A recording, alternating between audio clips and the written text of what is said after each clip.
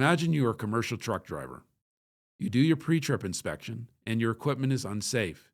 You ask your employer to repair or remove it from service, but your employer responds, breach of contract.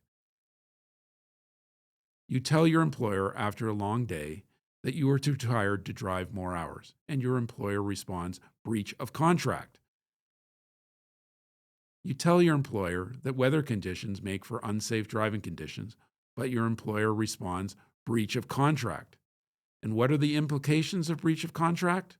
Well, you might be penalized and have your pay reduced. You might not get paid at all, or you might be blacklisted from ever hauling another load for this employer.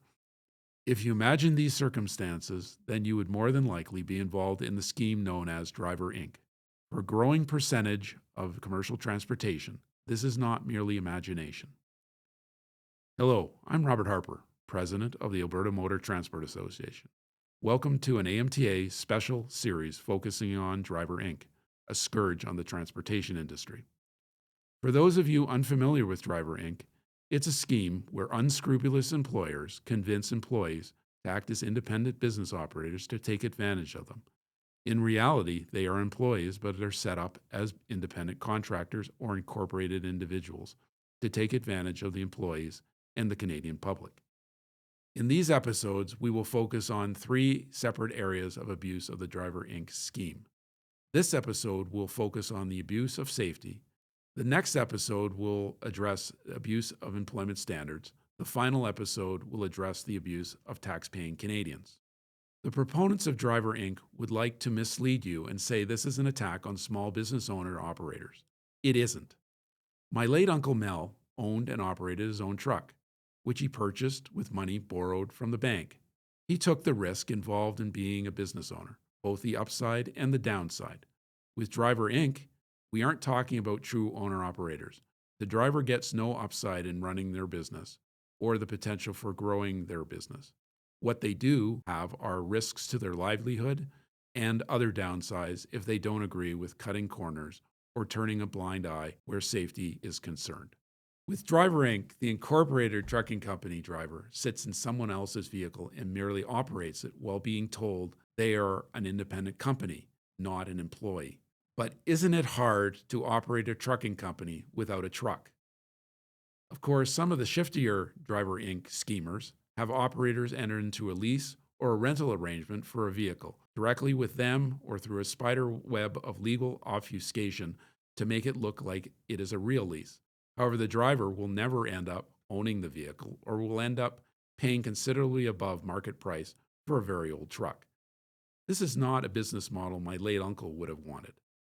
The Driver Inc. model is used by schemers to convince drivers that because they are not employees, safety and training are not issues that they can report. Where employees can refuse unsafe working conditions, drivers under the Driver Inc. model are told their contractors do not have the rights of employees. These drivers are encouraged to bypass hours of service and to push beyond the reasonable limits of both road conditions and safe equipment. If the Driver Inc. operator complains, they will likely be blacklisted or penalized. And if denied future loads, the unscrupulous schemer will still demand payment for vehicles that they have sold or leased even though the driver can't pay because the schemer has cut off the Driver Inc. revenue source. The unscrupulous schemer could threaten to sue over the unpaid debt, taking any equity that has been built up. Because these arrangements favor unscrupulous companies, they are encouraging and manipulating employees into the Driver Inc. model. Canada and Alberta are facing genuine challenges to the safety culture that exists on Alberta and Canada's highways. Many Driver Inc. operators are told to set up as incorporated businesses, but if they are injured, there may be no WCB benefits to help them recover from an injury. Once again, the health and safety of drivers and the public is being challenged daily by the Driver Inc. scheme. You should know that if you have been injured and you believe you were really an employee, you can ask WCB to look at your arrangement. They will determine if you were actually an employee. The schemer may be held responsible for your WCB coverage. Contact WCB if you think you are in this situation.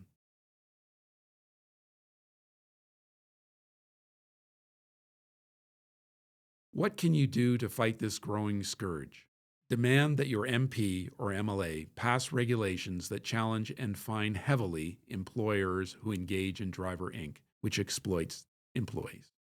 Demand that governments only register companies to drivers who have purchased their vehicles and finance them independently in a way that will provide the operator with the opportunity for reward, as well as the risk of owning and operating their own vehicle. Demand government agencies follow up on complaints from individuals and investigate entire corporations when they find these kind of abuses. Demand changes to regulations where the government department or agency that finds abuse can and must share information with other government agencies.